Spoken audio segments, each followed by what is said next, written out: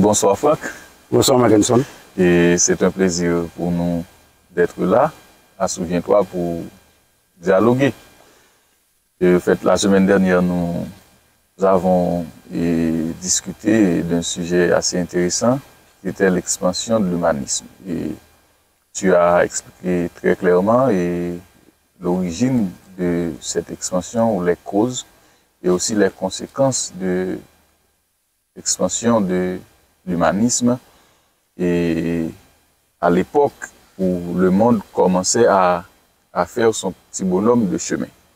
Et aujourd'hui, nous sommes là pour discuter ou pour parler du déluge, puisque cette idée avait déjà été effleurée dans l'émission antérieure et j'aimerais que nous poursuivions avec ce sujet palpitant d'intérêt.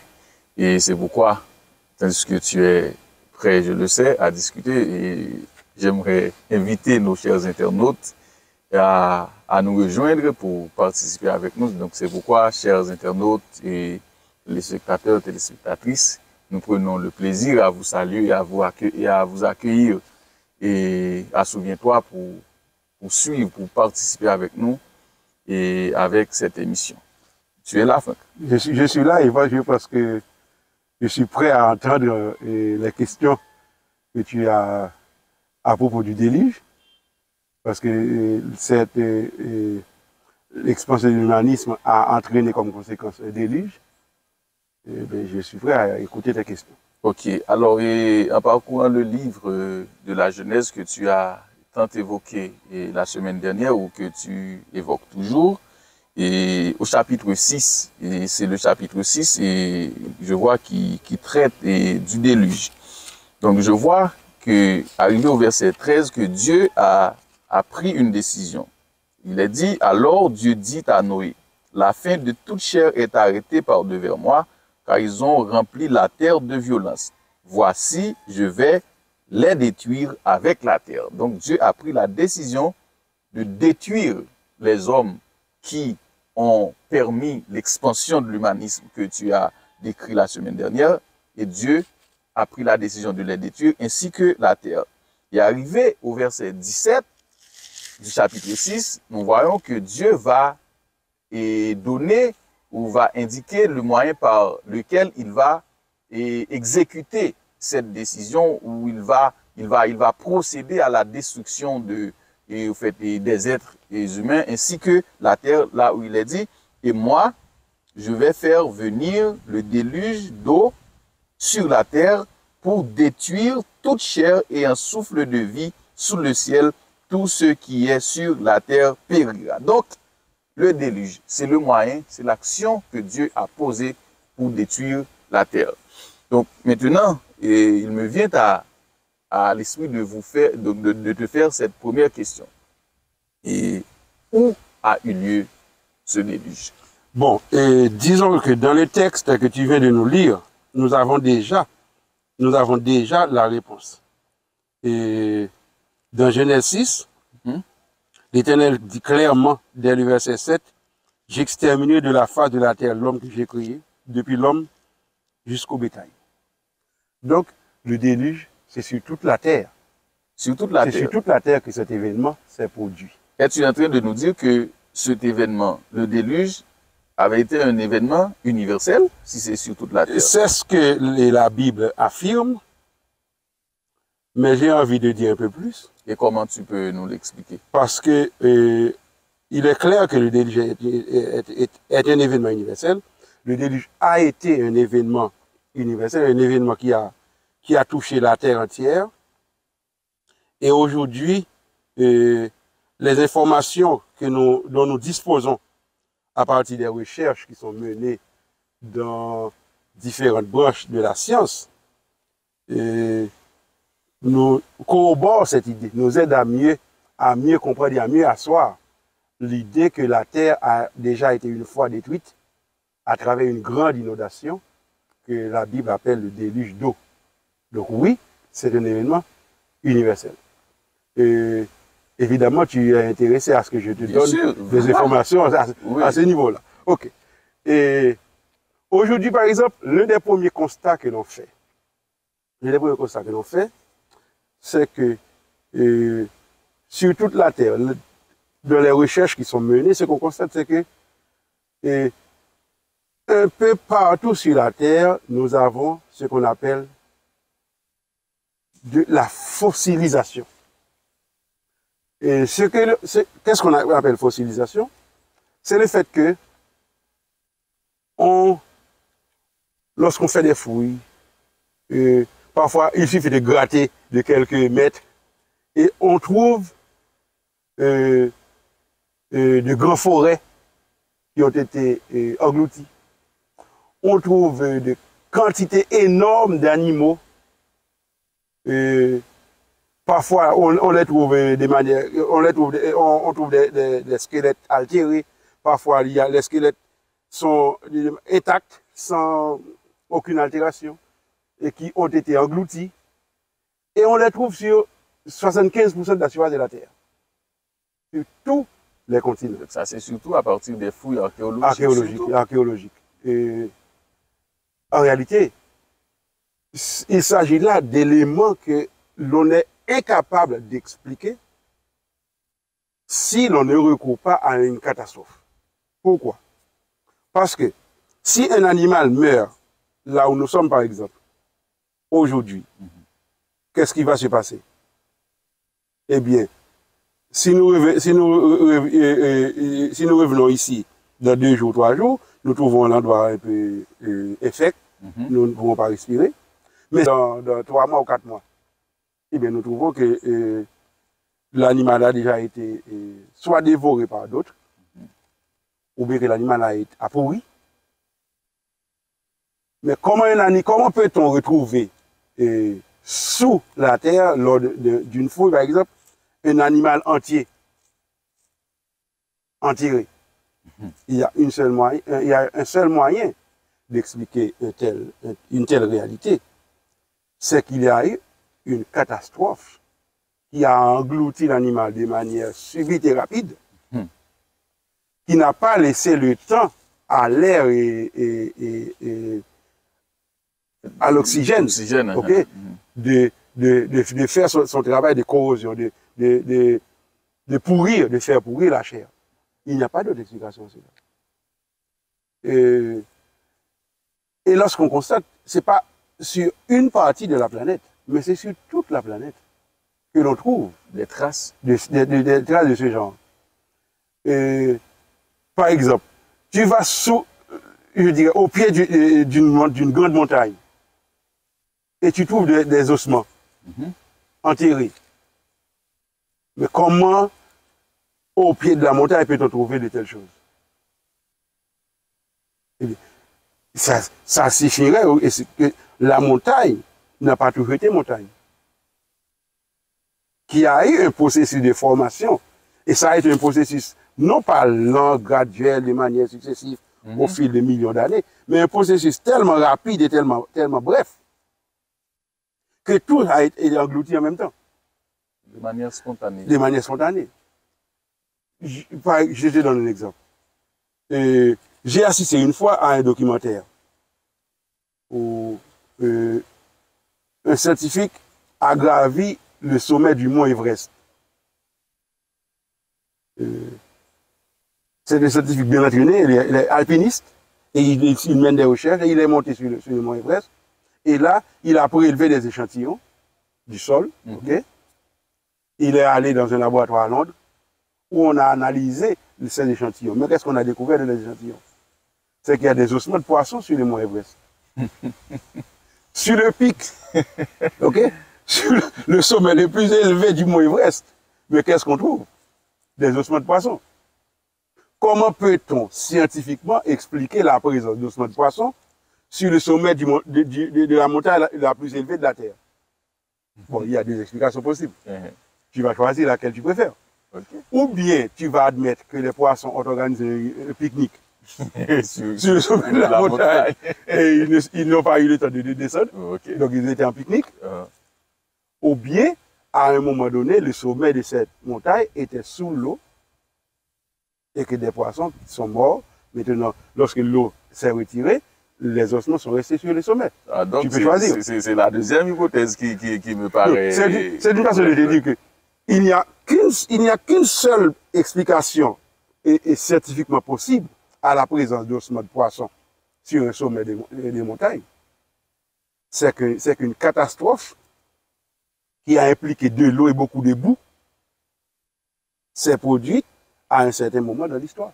Il n'y a pas d'autre explication à ça. Et surtout, le fait que il y a une technique que l'on utilise dans ces recherches-là que l'on appelle stratigraphie. La stratigraphie. La stratigraphie. Or, l'un des principes clés de la stratigraphie, c'est que les éléments les plus lourds doivent se retrouver à la base, les autres au milieu et les plus légers au sommet. Mais ce n'est pas ce qu'on constate lorsqu'on fait ces fruits-là. Et que tout est mélangé. Il y a un mélange. Oui. Donc ça signifie quoi? Ça signifie que il n'y a pas eu suffisamment de temps pour faire cette séparation. Mais que l'événement a été tellement bref que presque tout s'est rassemblé. Toutes ces couches se sont rassemblées. Toutes les couches, les roches sédimentaires se sont sédimentées au même moment. Il n'y a pas eu de temps de séparer, de mettre les plus lourds en bas. Par exemple, les animaux les plus lourds, on les trouve en bas. Et chez un même animal, les os les plus lourds seraient en bas. Ensuite, les moyens au milieu et les plus légers en haut. Okay. Il n'y a pas eu de temps. C'était comme une explosion, c'est ça? Donc, je ne parle pas d'explosion, mais je parle d'inondation. Okay. Je parle d'inondation. Il s'agit d'une inondation qui s'est produite de manière subite, et pas de manière lente et graduelle et successive, mais de manière subite, rapide, brève. D'un clin d'œil. D'un clin d'œil. OK? Eh bien, c'est ce que la science permet de voir. Évidemment, la science ne va pas utiliser le langage que nous trouvons dans la Bible, mais il suffit de comparer pour voir que c'est le même événement qui est raconté. OK? La Bible consacre les chapitres 6, 7, 8 et 9 de la Genèse pour nous expliquer le déluge. Mais aujourd'hui, les découvertes scientifiques sont en train de nous montrer que réellement, il y a eu un déluge sur la Terre. Et ce déluge n'a pas été un déluge localisé en Asie, en Afrique, en Amérique, en Europe ou en Australie. Mais ça a été un déluge qui a touché toute la Terre. Et pourquoi? D'abord, premièrement, rappelle-toi, on a déjà étudié Genèse 1er, Genèse 2, jusqu'à... Actuellement, nous sommes à Genèse 6. Oui. Ok. Si tu reviens un petit peu à Genèse 1er, versets 9 et 10. En Genèse 1er, versets 9 et 10, nous lisons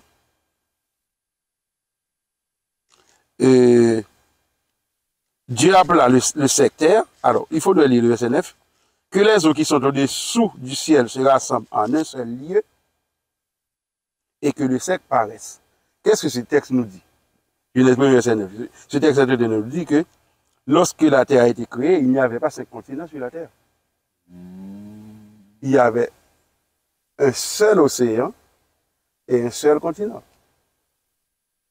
Donc le texte dit que les eaux qui sont au-dessous du ciel se rassemblent en un seul lieu et que le sec paraisse. Le sec.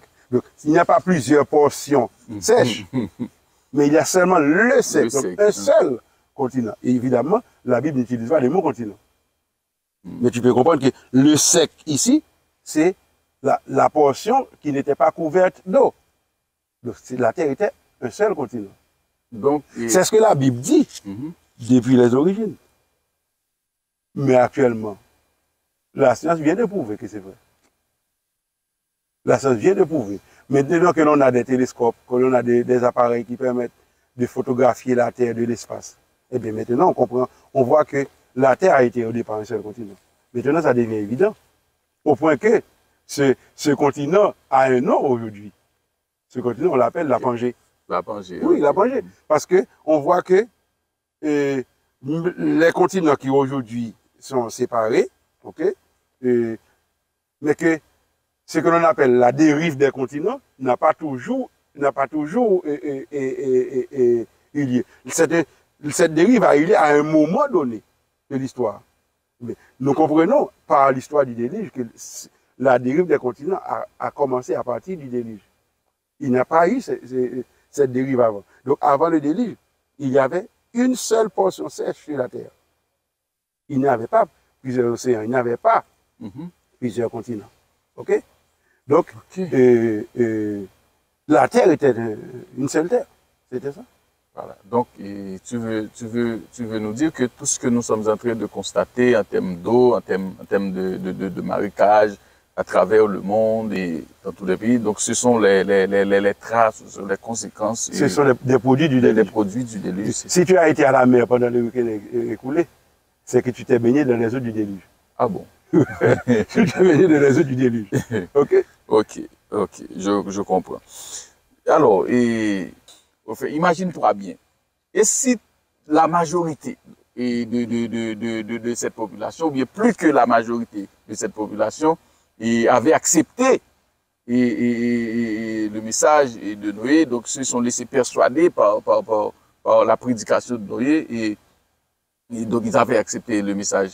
Et y aurait-il eu assez de place pour eux dans cet âge, dans ce bateau? Et ceci pas seulement des gens, des animaux aussi. Ok. D'accord. Écoute. Je vais lire pour toi les versets 14, 15 et 16 de Genèse 6. Ok. Voici l'ordre de Dieu à Noé.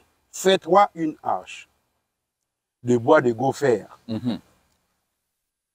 Remarque que Dieu n'a pas dit fais-toi une arche et puis débrouille-toi. Il a dit fais-toi une arche de bois de gopher. Parce que le bois de gopher, c'était le plus résistant d'alors et qui pouvait résister à l'eau, notamment lorsqu'il était enduit, comme Dieu l'avait ordonné à Noé. Ok? Tu diras de cette arche en cellule et tu l'enduiras de poids en dedans et en dehors. Et pourquoi en cellule? Pourquoi en cellule? C'est que les animaux ne seront pas éparpillés dans un grand désordre dans l'arche, mais les animaux seront placés suivant un ordre. Okay? L'ordre, c'est la première loi du ciel. Ce n'est pas écrit dans la Bible. Okay? Mais c'est écrit par une personne inspirée qui a dit l'ordre est la première loi du ciel. Et c'est pourquoi Dieu veut que l'ordre soit également la première loi sur la terre. Parce que tout ce que Dieu fait, il le fait avec de l'ordre. Voilà. OK? Donc, Dieu ne dit pas à Noé, fais-toi une arche, débrouille-toi. Non, il a dit à Noé, tu vas faire une arche en bois de gopher et tu vas l'enduire en poids. Parce qu'une fois enduit en poids, l'arche ne va pas laisser passer l'eau. Okay. L'eau ne pourra plus passer. L'arche deviendra imperméable. Okay. OK? Donc, c'est pourquoi il a été enduit de poids en dedans et en dehors. Donc, aucune eau ne peut traverser l'arche. Et voici comment tu la feras. Donc, Dieu donne, en tant qu'ingénieur. C'est ce que j'allais dire, c'est comme un ingénieur qui est Noé est un contremaître, et Dieu c'est un ingénieur. Donc, Dieu dit à Noé, voici comment tu la feras.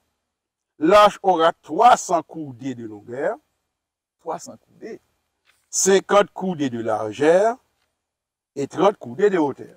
Okay? Je vois que tu butes sur les coudées. Voilà, que veut dire ce langage? Par exemple, nous sommes habitués avec coudées, c'est comme les bras, de la main jusqu'au coude. Mais ce n'est pas un bras aussi court que le mien.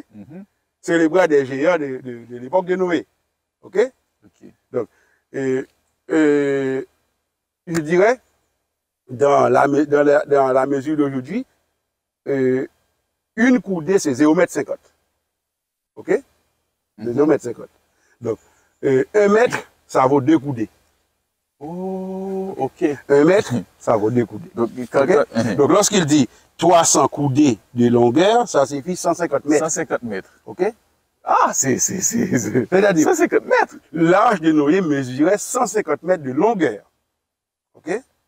Nos internautes qui sont habitués à fréquenter des stades de football, des terrains de football, comprendront que un terrain réglementaire selon les normes de la FIFA, c'est 90 mètres de longueur. Donc tu veux nous dire que l'arche était plus longue justement puisque la mesure ici c'est 300 coudées, donc 150 mètres. le terrain de football le plus long, c'est 120 mètres. D'après tout ce que j'ai entendu dire, c'est le terrain du FC Barcelone. Le Camp Nou. Il mesure 120 mètres. Le terrain de Messi. Ok. Mais normalement, un terrain de football réglementaire, c'est 90 mètres. Donc, entre 90 et 120 mètres. Ok. À moins de 90 mètres, la FIFA ne va pas homologuer le terrain. Les matchs ne sont pas reconnus comme officiels. Donc, tu comprends que la longueur de l'arche dépassait le terrain de football. Donc le Camp Nou. L'arche était plus long que le Camp Nou. Même le Camp Nou qui est le terrain le plus long. L'arche était plus long encore que le Camp Nou. Ok? Extraordinaire. Hein? Donc, si tu veux, 300 coudées, donc 150 mètres de longueur, 50 coudées de largeur, ou bien si tu veux, tu peux dire 25 mètres. 25 mètres de largeur. Et 30 coudées de hauteur, c'est-à-dire 15 mètres de hauteur. 15 mètres de hauteur. Par exemple, tu peux te demander pourquoi Dieu a-t-il pris le soin de donner cette précision? Pourquoi ça doit être 300 coudées et pas 350 ou bien 200? Eh bien, les écoles d'ingénierie navale ont multiplié les simulations pour comprendre le sens de cette mesure. Mais qu'est-ce que signifie cette mesure? Cette mesure, lorsqu'on l'a simulée, on a constaté que c'est la mesure parfaite pour avoir un bateau qui remplit les 3 conditions nécessaires pour naviguer. C'est la force, la flexibilité et le confort. Wow!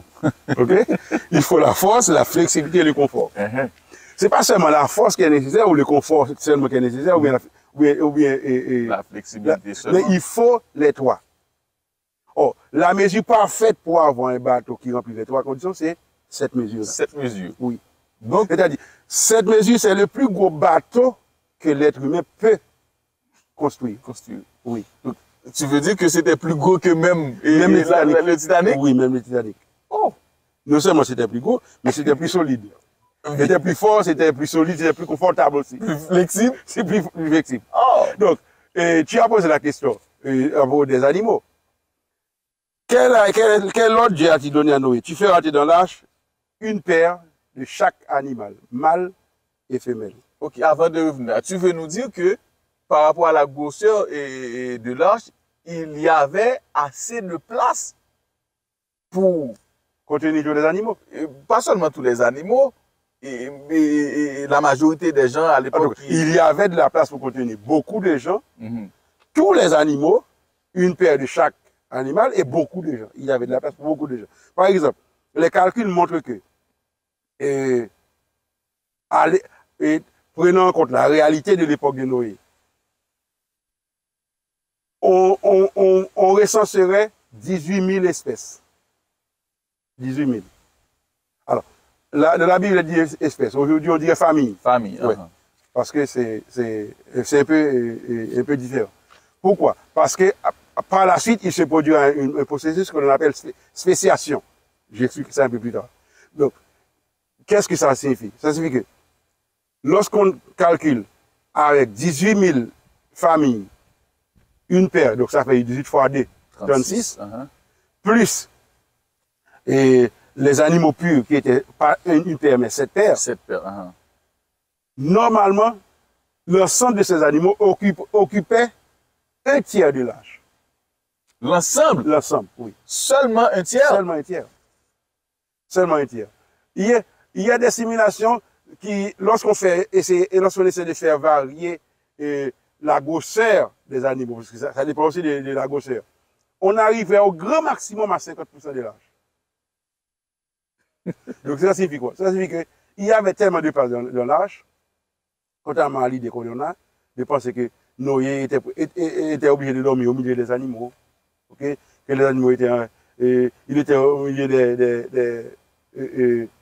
des déchets produits par les animaux. Non. Ce n'était pas ça, comme ça du tout. D'ailleurs, Dieu a dit à Noé de faire l'arche en 3 étages. En 3 étages? Oui. Dieu donne toutes les précisions. OK? Et tu feras l'arche une fenêtre que tu réduiras à une coudée, en haut. Tu établiras une porte sur le côté de l'arche et tu établiras un étage inférieur, un second et un troisième.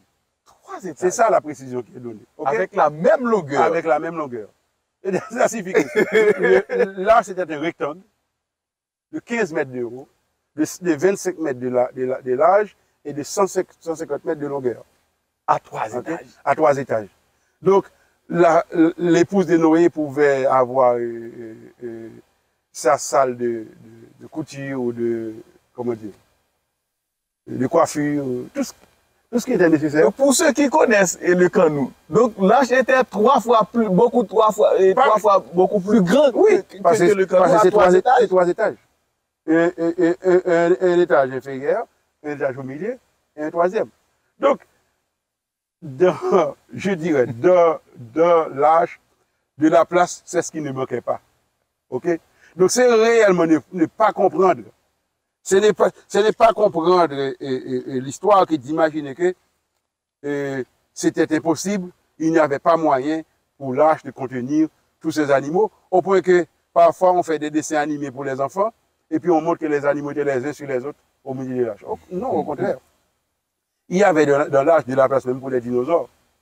Oui, parce Les que lions.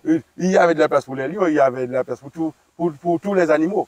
Et certains peuvent se demander par exemple, mais ces animaux sauvages qui sont carnivores, comment nous a-t-il fait pour les faire cohabiter avec, par exemple, comment il a-t-il cohabiter avec un mouton? Mais écoutez, je vais te faire lire un verset. C'est le verset 9, le verset 1er du chapitre 9. Et Genèse 9. Genèse 9, verset 1er. OK.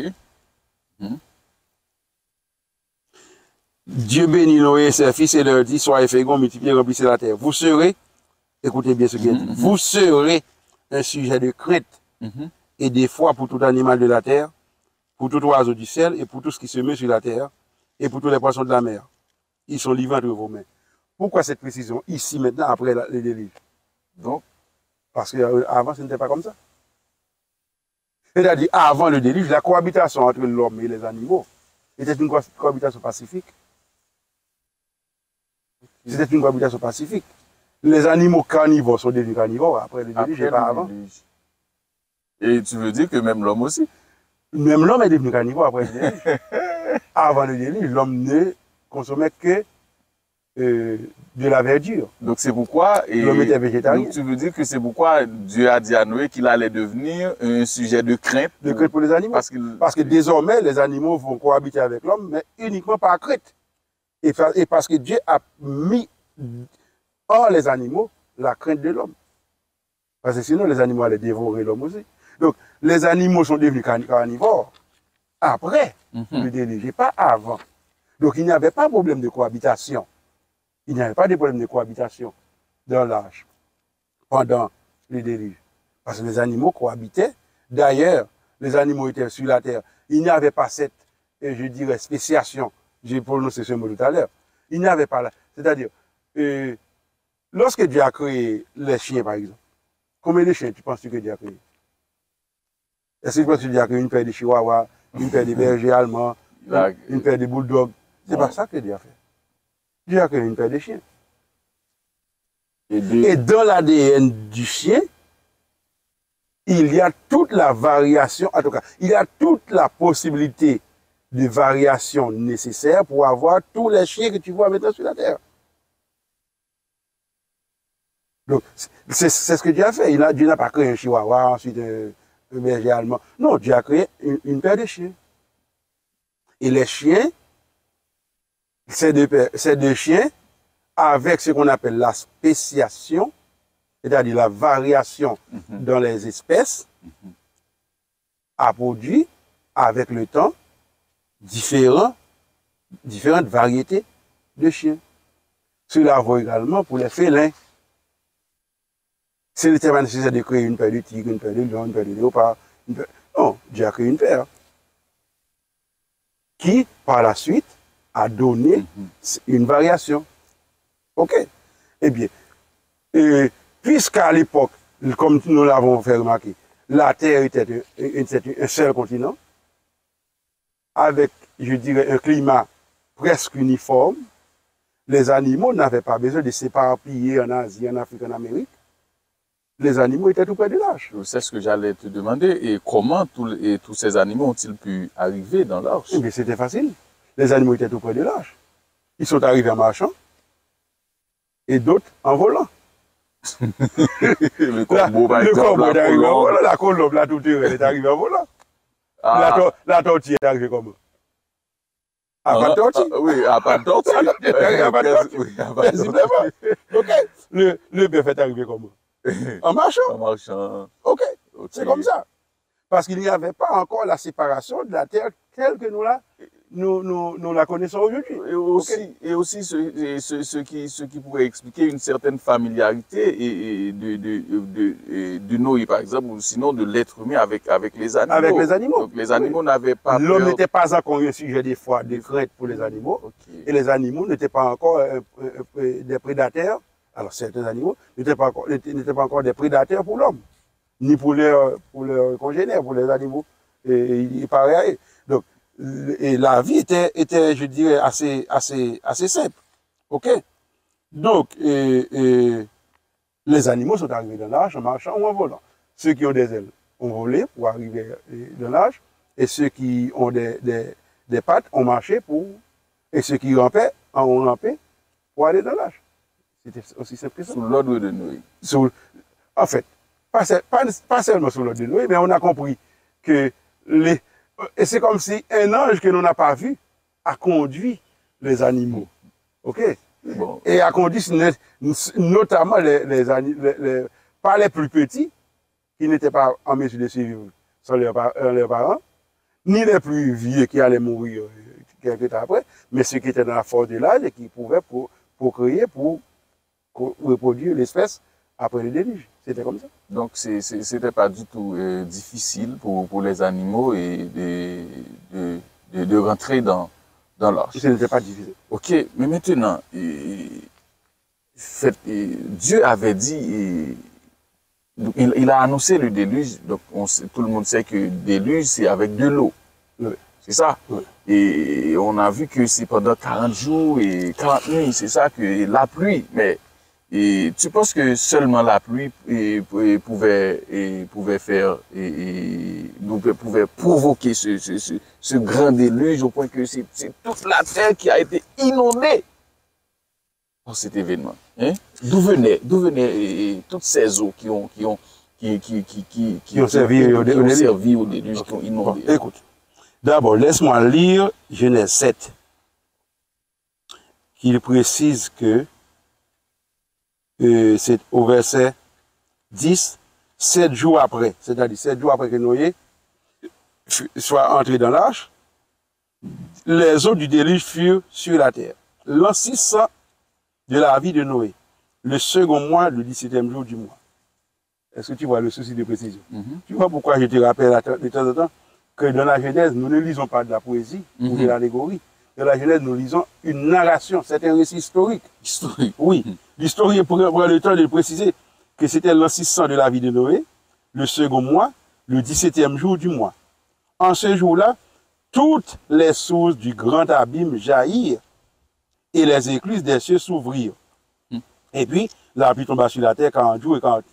Donc tu comprends, l'eau qui a servi au déluge venait d'abord d'en bas et non d'en haut. Dans les abîmes. Oui, parce que rappelle-toi, lors de la semaine de la création,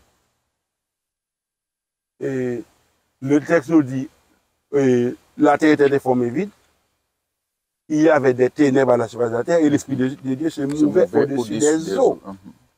Donc la terre était totalement couverte d'eau. Totalement couverte d'eau. C'est Dieu qui par la suite a rassemblé toutes les eaux en un seul lieu pour faire apparaître la portion sèche. Mais avant ça, il avait mis une séparation entre les eaux. Il a séparé les eaux qui étaient au-dessus d'avec les eaux qui étaient au-dessous. Okay? Ça, c'est Genèse 1er. Écoutez bien, c'est-à-dire la portion sèche où la terre se trouvait en sandwich. L'étendue, voilà, tu as bien dit, tu as utilisé un bon mot. Donc, l'étendue, le firmament, c'est comme un sandwich entre des eaux en dessus et des eaux en dessous. Ok? C'est ce que Dieu avait fait. En Genèse 1, verset 6, 7 et 8. Qu'il y ait une étendue entre les eaux et qu'elle sépare les eaux d'avec les eaux. Donc l'étendue, c'est comme le fromage ou le beurre que tu mets à l'intérieur du sandwich.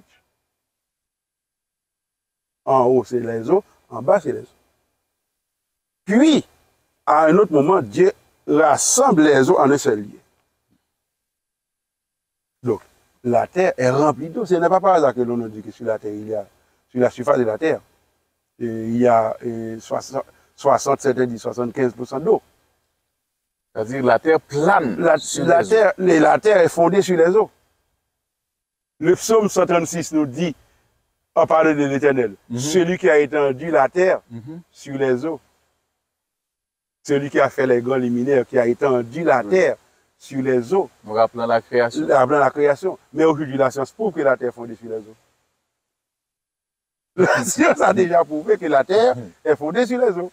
C'est-à-dire, les déclarations bibliques sont des déclarations scientifiques. 3 quarts d'eau, 1 quart de terre. 1 quart de terre. Ok. Donc, Dieu a fait quoi? Dieu a fendu la terre. Ok?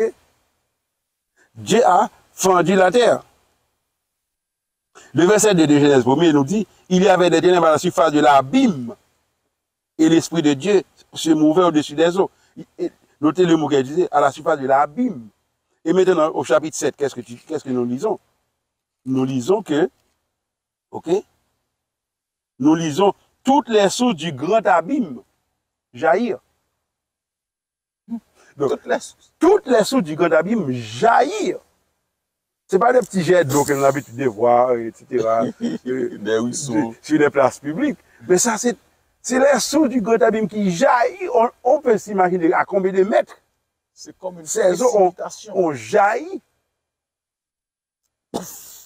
Et les écluses des cieux également s'ouvrir. C'est-à-dire l'eau qui était en dessus aussi a commencé à tomber. Donc, il s'est produit la pluie. Donc, tu comprends pourquoi avant le délai, la terre ne connaissait pas encore ce phénomène naturel que nous appelons aujourd'hui la pluie. Non, la pluie a tombé pour la première fois lors du déluge. Ici, tel que nous venons de le dire. Oui. Donc, l'eau qui a, ou bien les eaux, parce qu'il faut le dire, c'est les eaux. Okay. Les eaux qui ont servi au déluge, c'était ces eaux-là qui étaient gardées en réserve dès le 2e jour de la création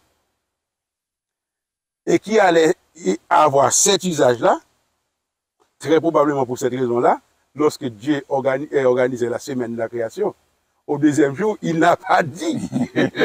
Il n'a pas qualifié comme il a qualifié les autres jours. Vous dites que c'était bon. Vous dites, regarde, c'était bon. Est-ce que c'était mauvais? Non, ce n'est pas parce que c'était mauvais. Mais l'usage maintenant de ces eaux pour exécuter les jugements de Dieu, eh bien, c'est un usage terrible. Eh bien, ce sont les eaux du grand abîme qui jaillirent, plus les écluses des cieux qui s'ouvrirent et qui ont donné de l'eau pendant 40 jours et 40 nuits sans arrêt. Donc, tu comprends que toute la terre qui a été inondée. C'est ce que nous dit l'histoire. Mais c'est ce que la science nous prouve aujourd'hui. Avec des forêts entières que l'on trouve aujourd'hui qui sont fossilisées. OK?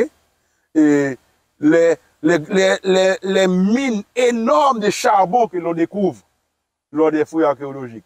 Par exemple, ce qu'on appelle le Grand Canyon aux États-Unis. Eh bien, c'est le résultat d'un processus rapide et bref, rapide et spontané, qui a en peu de temps englouti des kilomètres de forêt et qui ont donné cette énergie fossilisée aujourd'hui. Cela vaut également pour le pétrole. Okay? Pourquoi dans le golfe du Mexique, il y a autant de pétrole? Eh bien, on a constaté qu'aux États-Unis, il y a ce qu'on appelle la péninsule des dinosaures. Parce qu'il y a tellement d'ossements de dinosaures dans cette région. Eh bien, on a constaté que c'est l'eau qui était de cette région qui a reculé dans les golfs et qui a amené dans les golfs tout ce qu'il y avait de matière organique. Et c'est cette matière organique qui produit le pétrole qu'il y a dans les golfs. Donc le pétrole, c'est le résultat de la fossilisation qui est explicable uniquement à partir du déluge. Ah. C'est-à-dire, la science aujourd'hui est en train de démontrer que le déluge, en tout cas, que la Terre a connu une inondation, parce que la société ne va pas utiliser le mot déluge, mais les découvertes ne peuvent pas nier que la Terre a connu une inondation générale, universelle, et qui a touché toute la planète. Et tout ça est compréhensible uniquement si l'on comprend que le processus a lié de manière simultanée. Ok, alors, donc c'est ce que Dieu avait fait pour détruire la terre, c'est-à-dire pour donner une réponse au comportement, aux différentes attitudes et des hommes antédiluviens. Et au fait, c'est la façon dont Dieu a résolu ou a décidé de résoudre le problème de la méchanceté et de la corruption, parce que au fait, comme tu viens de nous l'expliquer, donc Dieu a montré qu'il ne voulait plus constater ou vivre ces moments de désastre, ces moments de corruption. Et dans ce cas, comment devons-nous voir le déluge aujourd'hui? Ok. Et écoute bien ce que je vais te dire. Nous devons rappeler, et d'ailleurs tu l'as dit au départ, et je ne cesse de parler de la Genèse. Oui. Et pourquoi je parle autant de la Genèse? Parce que j'aimerais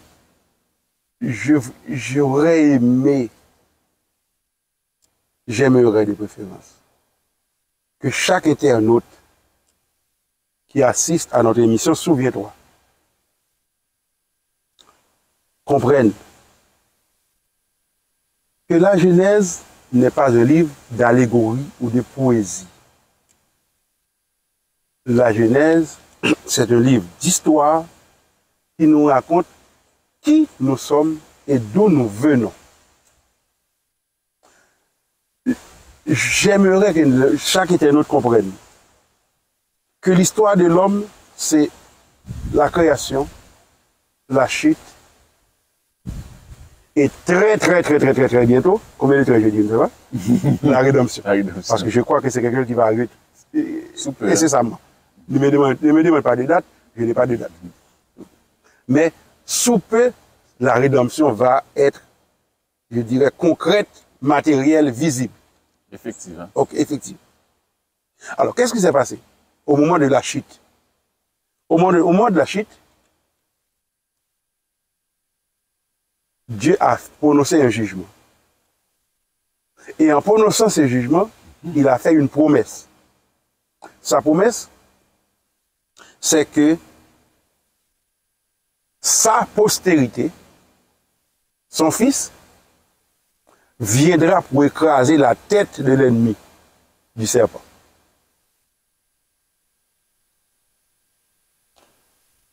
Et cette promesse doit se concrétiser, se matérialiser. Entre-temps, qu'est-ce qui se passe? Comme le jugement de Dieu l'avait dit, deux postérités sont sorties des progénitures de l'homme. Une lignée avec Caïn, nous l'avons déjà expliqué, c'est pas nécessaire d'y revenir. Normalement, on allait avoir une lignée avec Abel, mais Caïn a tué Abel. Dieu a remplacé Abel par Seth. Donc, il a lignée de Seth. C'est ce qui a donné les fils de Dieu versus les fils des hommes, les filles des hommes. Or, ce qui s'est passé, c'est que les fils de Dieu, au lieu d'évoluer de manière séparée, se sont mélangés avec les filles des hommes, et ça a donné une corruption généralisée, au point que le chapitre 6 nous dit, l'Éternel vit que la méchanceté des hommes était grande sur la terre, je lis le verset 5, et que toutes les pensées de leur cœur se portaient uniquement chaque jour vers le mal. Donc, le déluge, c'est quoi? Le déluge, c'est la réponse de Dieu à ce constat. Le constat que c'est la méchanceté, c'est le mal, La corruption. et uniquement le mal qui préoccupe l'être humain. Donc, Dieu, en réponse à cette corruption généralisée, a décidé d'accorder à l'homme 120 ans pendant lesquels il doit décider.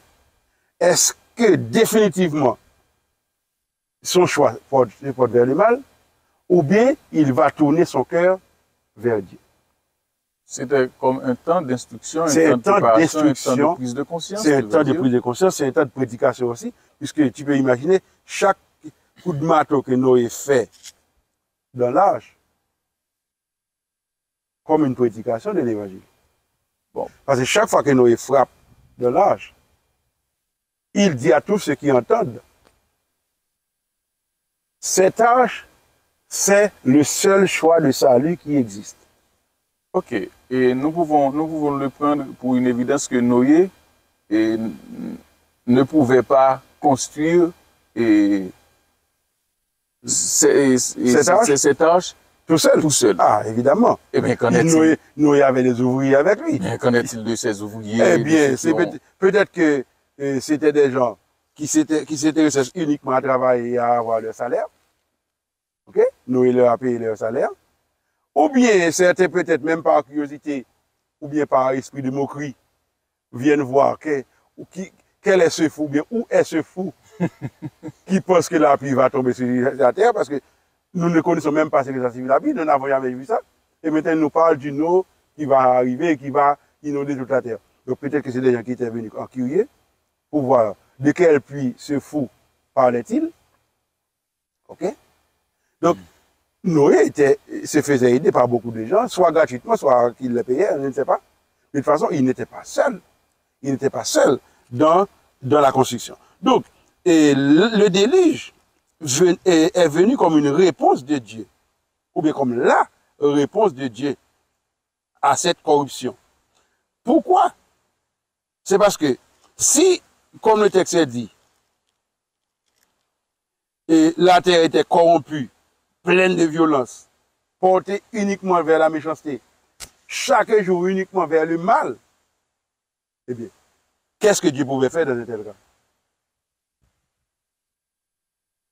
Ou bien il fait comme quoi les déistes, abandonner la planète à ce sort et s'en aller, rester à distance, donc jouer son rôle de Dieu transcendant et oublier la terre, ou bien il accepte de s'assumer comme un Dieu immanent qui est avec l'homme, eh bien, sauver l'homme. Mais pour sauver l'homme, eh bien, qu'est-ce que Dieu a fait? Il a offert l'option de l'arche. Donc, l'homme pouvait monter dans l'arche. Et il a détruit ceux-là qui ne voulaient pas entrer. Mais notez que Dieu a, non seulement il a fait ça, mais il a fait aussi ce que tu peux appeler aujourd'hui une récréation. Ou bien une recréation. Parce que la recréation n'est pas la même chose que la récréation. Dieu a fait une recréation dans ce sens que il n'a pas introduit de nouvelles espèces sur la terre. Il a préservé les animaux, une paire de chaque famille, et c'est avec ces animaux qu'il a encore repeuplé la terre. De même, c'est à partir de Noé, de ses trois fils, Noé avait 3 fils, Sem, Cam ou bien Cham et Japheth, et les 3 étaient mariés, donc ils avaient 3 épouses. Eh bien, c'est avec eux que Dieu a repeuplé la terre. Et si pendant que nous sommes en train de parler des enfants de Noé, ça me vient à l'esprit d'apporter une précision que nous avions déjà apportée dans l'émission, mais qui a sa place aujourd'hui. Lorsque nous avons parlé de l'ADN mitochondrial.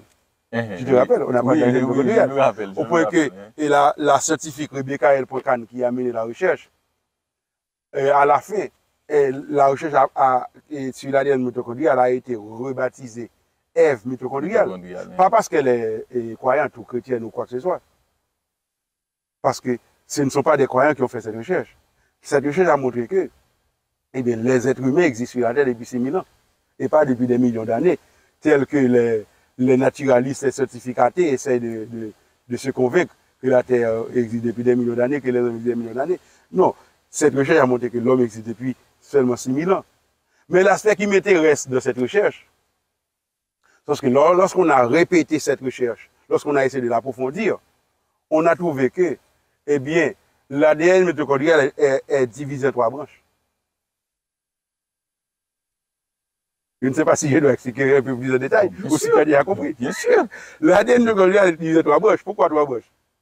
Alors, laisse-moi rappeler à nos internautes. L'ADN mitochondrial, c'est quoi? L'ADN mitochondrial, c'est une ADN que l'être humain a chez lui et qui se transmet uniquement par la lignée maternelle. Les femmes. OK? C'est seulement les femmes. Et c'est les femmes qui transmettent l'ADN à leur progéniture. Mais les garçons ne peuvent pas transmettre cet ADN. Donc, pour avoir l'ADN mitochondrial te permet de remonter à tes ancêtres, mais uniquement par la lignée féminine. Eh bien, l'ADN mitochondrial a permis de remonter à la femme originelle. Eva. Que la recherche a appelée Eva. Et selon cette recherche, cette femme a vécu sur la Terre il y a entre 6000 et 6500 ans. Mais la précision que j'apporte aujourd'hui, c'est que on a trouvé que cet ADN a 3 embranchements. De l'original, on a trouvé une première, une deuxième, une troisième. 3 branches. Et qu'est-ce que ça signifie? Parce que la Terre, tous les habitants de la Terre ont été détruits. Et à un moment donné, il est resté sur la Terre seulement 4 femmes. Quelles étaient ces 4 femmes? La femme de Noé. La femme de Noé. Et l'épouse de les 3 fils. Et apparemment, la femme de Noé ne procréait plus. Ce sont les 3 fils de Noé qui n'avaient pas encore d'enfants au moment du déluge, qui ont procréé après le déluge. Ils ont donné les 3 branches. Ce que c'est de dire, c'est quoi? C'est que la Bible, que certains considèrent comme un livre pour les gens, ici, chez nous, nous disons tête marée. Tête marée, ok. Des ignorants. C'est les gens ignorants. Okay. En réalité, la Bible, c'est la meilleure source de connaissances de l'homme dispose. La Bible, c'est la meilleure source de connaissances de l'homme dispose. Et la Bible est remplie d'affirmations scientifiques. Peut-être que la difficulté, c'est le fait que la Bible ne se propose pas de démontrer ce qu'elle dit. Parce que la Bible n'est pas rédigée dans une perspective scientifique. La Bible n'est pas un manuel. La Bible n'a pas été rédigée comme un manuel. La Bible a été rédigée pour s'adresser au cœur de l'homme. Dieu dit, mon fils, donne-moi ton cœur. Et que tes yeux se complaisent dans mes voix. Donc, la Bible n'a pas été rédigée pour s'adresser au cœur je dirais, pour faire une démonstration, pour convaincre qui que ce soit. Cependant, lorsque l'homme donne son cœur à Dieu, eh bien à ce moment-là, il découvre une mine de connaissances.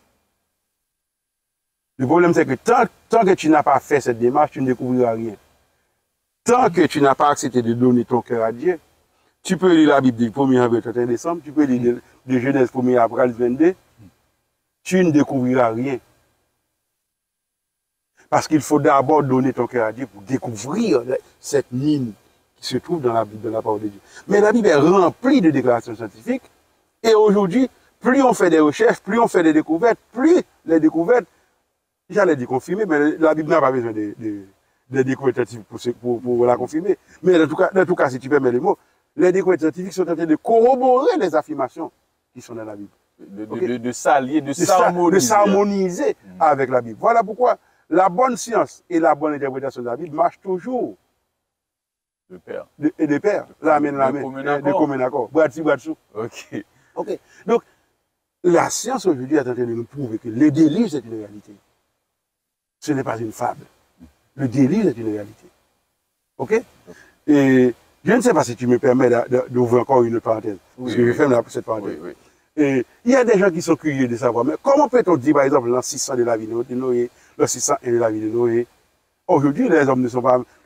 Lorsque quelqu'un vit 100 ans aujourd'hui, on est heureux, on est content, etc. On le met sur les journaux parce que c'est difficile de vivre. Mais écoutez, avec la réduction de l'espérance de vie. La réduction de l'espérance de vie vient du changement provoqué par le déluge. Parce que la première chose qui va se passer, c'est que l'homme va être obligé de changer d'alimentation. Tant les hommes que les animaux. À partir du déluge, qu'est-ce qu'on va constater? Eh bien, Dieu va autoriser, Dieu va dire à Noé qu'il peut manger des animaux. Pourquoi est-ce qu'il est obligé de manger des animaux? Bon, c'est ce que l'histoire montre. Oui, parce qu'il n'y avait plus de végétation. Mais l'histoire le montre. Tous les végétariens, lorsqu'ils sont dans une situation de rareté, deviennent carnivores. Tous les végétariens, lorsqu'il n'y a pas de végétaux, qu'est-ce qu'il faut faire? Bon. Tu penses qu'il va attendre que les végétaux grandissent? Qu'est-ce qu'il va faire? Il va manger le premier animal qui apparaît. OK. Donc, Dieu a dit à Noé, eh bien, puisque, d'abord, lorsque le corbeau est sorti de l'âge, il est retourné parce qu'il n'y avait rien. Oui. Après encore 7 jours, Dieu a envoyé la colombe. La colombe a apporté après une deuxième fois. Apporté une feuille, une branche d'olivier. Ce qui signifie que, eh bien, que l'eau s'était retirée, en tout cas pas sur toute la terre, mais sur suffisamment d'espace pour que l'eau puisse descendre. Et bien à ce moment-là, les feuilles ont commencé à repousser. Mais les arbres, les mangues, les bananiers, allaient prendre du temps pour les céréales. Les céréales allaient prendre du temps pour pousser et puis commencer à donner leurs fruits. À ce moment-là, il fallait que Noé quand même survive. Lui et sa famille. Ils ont survécu en mangeant de la viande. Mais qu'est-ce qu'on a constaté? Eh bien, si tu constates, tu vas voir, même dans la postérité que l'on va te donner après, les gens vont vivre moins de temps. Tandis que les antédiluviens vivaient 900 ans, 800 ans. Mais entre Noé, qui est l'homme de transition, oui. Entre Noé, ses fils, ses ancêtres et leurs descendants, eh bien, tu vas avoir une modification drastique. Leur espérance de vie allait diminuer catégoriquement. Et jusqu'à aujourd'hui, c'est le constat que l'on fait. À chaque génération, il y a je dirais, une dégénérescence dans la capacité de l'être humain. Ceci est vrai, par exemple, moi, je me dis que j'aimerais bien vivre 70 ou 80 ans. Oui, parce que pour toi, c'est beaucoup. C'est beaucoup pour moi. mais regarde le plan de Dieu pour l'homme, tu vas voir que être heureux de vivre 70 ans, c'est comme une insulte. OK? Parce que dans le plan de Dieu, lorsque tu as 150 ans, tu es un jeune homme qui doit maintenant choisir ton épouse. Donc Isaac avait 70 ans lorsque son père avait demandé alors 40 ans, Isaac avait 40 ans. Oui. Oui, 40 ans. 40 ans. Oui, effectivement, 40 ans. Mais tu peux constater, par exemple, comme on a vu que Noé, par exemple, a donné naissance à son fils Seth lorsqu'il avait 130 ans. OK? Donc, pourquoi ce changement drastique? Eh bien, c'est à cause de tous les changements intervenus dans le changement, je dirais, dans les modifications apportées dans le cadre de la Terre. La Terre a connu un changement, une variation de température, l'oxygène que nous utilisons actuellement. Eh bien, les recherches montrent, ce qu'on découvre dans les fossiles, dans les ossements, eh bien, que la qualité de l'oxygène avant le déluge était 50 fois meilleure. OK? Au point que, par exemple, une libellule, à l'époque de Noé, pouvait mesurer 1 mètre. Imagine-toi une libellule aujourd'hui qui mesure 1 mètre et qui apparaîtrait ici. Ah, bon. Nous mettrons tous à courir. À courir, donc c'est... D'ailleurs, c'est un loup-garou. Oui, et cette libellule n'allait pas pouvoir voler non plus, parce que l'oxygène actuellement est si rare que l'oxygène n'allait pas pouvoir alimenter le vol d'un insecte. De permettre à l'insecte de défier la pesanteur. Non, il n'allait pas permettre ça. Donc, c'est le résultat de tous ces changements apportés à partir des déluge. Mais il faut malgré tout voir comment Dieu est un Dieu d'amour. Parce qu'à travers le déluge, Dieu a réussi, malgré le péché, malgré la méchanceté des hommes, à préserver la race humaine. C'est ce qu'il faut voir. Ainsi que les êtres vivants aussi. Ainsi que les autres êtres vivants, les animaux, voilà, etc., qu'il y avait sur la terre. Ok. Une dernière question pour terminer cette partie ou cette émission. Que devons-nous apprendre de tout cela en termes de message? Un Dieu qui a tout créé et au fait et l'homme qui a pris cette mauvaise direction et ce que Dieu a pris comme décision pour les détruire et malgré tout il l'a conservé. Il a décidé d'exercer un jugement. Que devons-nous apprendre? Et parmi les apprentissages sur lesquels je souhaite insister, d'abord il y a pour moi l'apprentissage de toujours placer sa confiance dans la parole de Dieu. Ce que Dieu dit, c'est ce qui va arriver. Ce que Dieu a dit qu'il s'est passé, c'est ce qui s'est réellement passé. Ce qu'il dit qu'il va se passer, c'est ce qui va se passer. Ok? C'est parce qu'il est le même hier. Parce qu'il est le même hier, aujourd'hui et éternellement. Et Dieu ne fait pas d'apprentissage. Ok? Dieu ne cherche pas à voir ce qui va arriver. Il sait déjà. Et dans certains cas, non seulement il sait, mais il choisit, il détermine. Il nous annonce. Ok. Aujourd'hui, nos internautes doivent savoir que nous sommes dans le processus que j'ai appelé création, chute, rédemption. Nous sommes dans l'intervalle chute. Très bientôt, ce sera la rédemption. En réalité, la rédemption, c'est déjà réalisé. La rédemption est en train justement de se compléter. Parce que le Fils de Dieu, Jean 3, verset 16 nous dit, Dieu a tant aimé le monde qu'il a donné son Fils. Okay? Et il a donné son Fils pas pour faire une exhibition, mais il a donné son Fils afin que tous ceux qui croient, quiconque, peu importe sa couleur de peau, peu importe son sexe, peu importe sa race, peu importe l'endroit où il habite sur la terre, quiconque croit ne périsse pas. Donc aujourd'hui, personne n'est obligé de périr. Après le déluge, Dieu a fait une promesse à l'homme et il l'a mis dans le ciel. Tu vois le geste qu'il a fait? Il a mis son arc-en-ciel. Oui.